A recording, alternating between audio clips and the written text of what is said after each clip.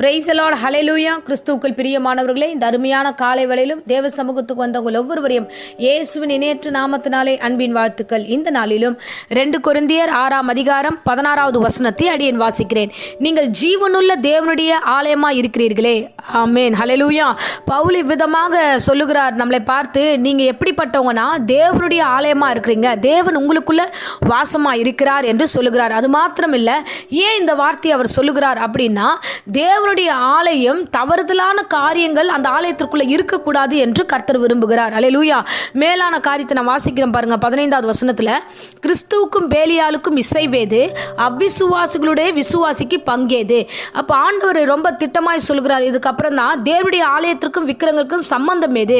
இன்னைக்கு விசுவாசிங்க அவ்விசுவாசிங்க 2 பேரும் ஒரே மாதிரி இருக்கிறோம். இயேசுவை ஏற்றுக்கொண்டவங்களும் இயேசுவை ஏற்றுக்கொள்ளாதவர்களும் ஒரே மாதிரியே நம்ம சிந்திக்கிறோம், ஒரே மாதிரி செயல்படுகிறோம். இது எப்படி ஆகும்? இல்லையே. நீங்க ஜீவனுள்ள தேவனுடைய ஆலயமா இருக்கிறீங்க. நீங்க பிரிந்திருக்கத்தக்க பிள்ளைங்க, நீங்கள் வித்தியாசமான பிள்ளைங்க. நீங்க ஏன் தவறுதலா எல்லாமே ஒண்ணுன்னு ஒரே மாதிரி வாழ்கிறீர்கள்? அல்லேலூயா. அருமையான தேவ ஜனமே, இன்னைக்கு கர்த்தர் பாவத்திலிருந்து நம்மளை பிரித்தெடுத்திருக்கிறார். ஆண்டவர் நம்ம பரிசுத்த வாழ்க்கைக்கென்று முன்குறித்து வைத்திருக்கிறார். நம்ம பாவ வாழ்க்கையில இல்லை, இப்போ நம்ம அதுல இருந்து பிரிந்து வெளியில வந்துட்டோம். புதிய வாழ்க்கைக்கு நேராக ஓடிக்கிட்டு இருக்கோம். வசனம் சொல்லுகிறது, பழையவெல்லாம் ஒழிந்தன, எல்லாம் புதிதாய் மாறின. அப்ப கர்த்தர் உங்கள் வாழ்க்கையில எல்லாத்தையும் புதுசா மாத்திருக்கிறாரு. புதிய உறவுகள், புதிய நண்பர்கள், புதிய வாழ்க்கை, புதிய தருணத்தை ஆண்டவர் நமக்கு கொடுத்து நடத்தி கொண்டிருக்கிறார். இப்போ போய் நம்ம பழைய ஆட்கள், பழைய காரியங்கள், பழைய பாவங்கள், தேவையில்லாத எண்ணங்கள் எல்லாத்தையும் நம்ம மறுபடியும் கொண்டு வருகிறோம். அல்லேலூயா. சோ தேவன் இதை விரும்பல. நீங்க ஜீவனுள்ள தேவனுடைய ஆலயமா இருக்கிறீர்கள். ஆலயத்துக்குள்ள தேவன் உலாவணுமே தவிர ஆலயத்துல வேற யாரும் உலாவக்கூடாது. உங்க இருதயத்துல தேவனுக்கு முதலிடம் கொடுங்க. நீங்க வேற யாருக்கும் முதலிடம் கொடுக்க கூடாது. நிறைய பேர்கிட்ட நான் பேசும்போது, வாலிப பிள்ளைகளாகட்டும் மற்றவர்களாகட்டும், இருதயத்துல எனக்கு அவங்களுக்கு மட்டும்தான் இடம், என் ஃப்ரெண்டுக்கு மட்டும்தான் இடம், எங்கள் அம்மாவுக்கு மட்டும்தான் இடம், எங்கள் அப்பாவுக்கு மட்டும்தான் சொல்லிட்டு சில பர்டிகுலர் பர்சனை கையில் பிடிச்சிக்கிட்டு அவங்களுக்கு மட்டும்தான், அவங்க தான் என் மனசு நிறைஞ்சிருக்காங்க, அவங்க தான் இப்படி இருக்காங்கன்னு. இல்லை, அது தவறு. ஒன்றை தெரிந்து கொள்ளுங்க. வசனம் சொல்லுகிறது, தேவன் உள்ளே இருக்கிறாரு. அதனால வசனம் சொல்லுது, நான் உங்களுக்குள்ளே வாசம் பண்ணி உங்களுக்குள்ளே உலாவி நான் உங்களுக்கு தேவனாய் இருப்பேன் என்று சொல்லுகிறார். ஆண்டவர் உள்ளே உலாவ வேண்டும், கர்த்தர் உள்ளே அசைவாட வேண்டும், பரிசுத்த ஆவியானவர் உங்களுக்குள்ளே வாசம் பண்ண அவர் விரும்புகிறார். அல்லேலூயா. இன்றைக்கு இந்த தேவனை விட்டு விலகி தூரமா போகாதீங்க. தேவன் வெச்ச இடத்தை விட்டுட்டு நீங்க ரொம்ப தூரமா போறீங்க. தேவனை விட்டு போகாதீங்க. அல்லேலூயா. விசுவாசிக்கும் அவ்விசுவாசிக்கும் பங்கேது. ஏன்னா ஒரு காரியத்தை நம்ம சொல்லுவோம், கர்த்தர் பெரிய ஆசீர்வாதத்தை கொடுப்பாரு, இந்த பலவீனமான சூழ்நிலை கூட உன்னை பலப்படுத்தி நடத்துவாருன்னு விசுவாச வார்த்தை சொல்லும்போது, ஒரு இயேசுவை ஏற்றுக்கொண்டவர்கள், கிறிஸ்துவர்கள் ஆம் என்று சொல்லுவார்கள். ஆமா, கர்த்தர் என்னை நிச்சயமா நடத்துவார், இந்த இடத்துல இருந்து என்னை தூக்குவார் அப்படின்னு விசுவாச வார்த்தை வரும். ஆனா அவ்விசுவாசி என்ன சொல்ற? அது எப்படி நடத்துவான்? அது எப்படி நடக்க முடியும்? அது எப்படி நம்மளை நடத்த முடியும்? நான் கீழே இருக்கிறேன், நான் பாவத்தில் இருக்கிறேன், அது எப்படி என்னை ஆண்டவர் தூக்குவார், அது எப்படி என்ன நடத்துவார்னு அவன் அந்த வார்த்தை விவாத வாண்டமாக அவன் வேற மாதிரி சொல்லுவான். அதனால தான் வசனம் சொல்லுது, அவ்விசுவாசிக்கும் விசுவாசிக்கும் பங்கேது. நம்ம இன்னைக்கு விசுவாசிகளோட ஒன்னா ஃப்ரெண்ட்ஷிப் வச்சிருக்கிறோமா? இல்லையே. ரட்சிக்கப்பட்டவன் ரட்சிக்கப்படாதவன் 2 பேரும் சேர்ந்து தான் சுத்திக்கிட்டு இருக்காங்க. ரட்சிக்கப்பட்டவன் எப்படி தனித்து இருக்கணுமோ, வாசம் பண்ணணுமோ, அதுல இல்லை. ரட்சிக்கப்படாதவன் எங்கெல்லாம் போறானோ அவங்க பின்னாடியே ரட்சிக்கப்பட்டவன் போறான். இயேசுவை ஏற்றுக்கொண்டவங்க எங்கெல்லாம் இருக்கிறாங்களோ அங்க அவ்விசுவாசிகள் வரதில்லை.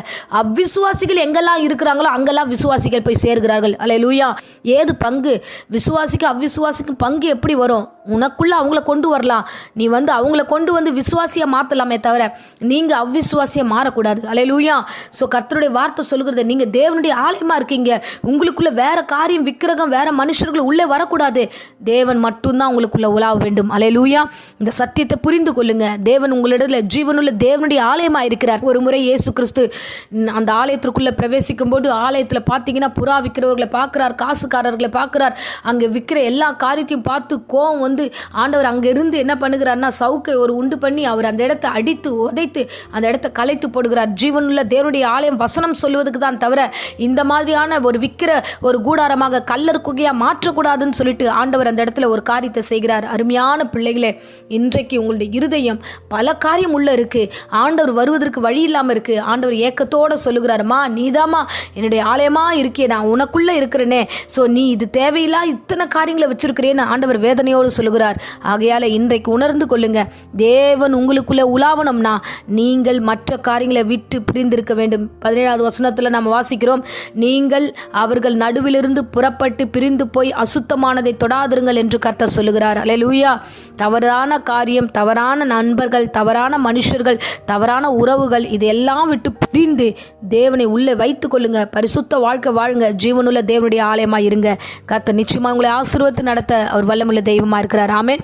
இப்பொழுதும் அடியேன் உங்களுக்காக ஜெபிக்கிறேன். அன்பு ரட்சகா, இந்த அருமையான வேளையில் தேவையில்லாத இருதயத்துக்குள்ள மற்ற காரியங்களை வைத்திராதபடிக்கு ஒவ்வொருவரும் உம்மை மாத்திரமே வைத்து ஆண்டவரே கர்த்தாவே உமக்குள்ள உறுதிப்பட கர்த்தர் கிருபை தருவீராக. தேவையில்லாத எண்ணங்களை நீக்கி போடுங்க. சுகபல ஜீவனை கர்த்தர் கட்டளிடுங்க. யாரெல்லாம் இந்த வேளையில வியாதியோடு இருக்கிறார்களோ வியாதி பலவீனங்க நீங்கி பூரண சுகத்தை கட்டளிடும். பிசாசின் தந்திரங்கள் இயேசுவின் நாமத்தில் சபித்து கட்டுகிறேன். கர்த்தாவே நீர் காத்துக்கொள்ளும் வழி நடத்தும் ஆசீர்வதியும். இயேசுவினை நேற்று நாமத்தில் ஜெபிக்கிறேன் ஜீவனுள்ள நல்ல பிதாவே.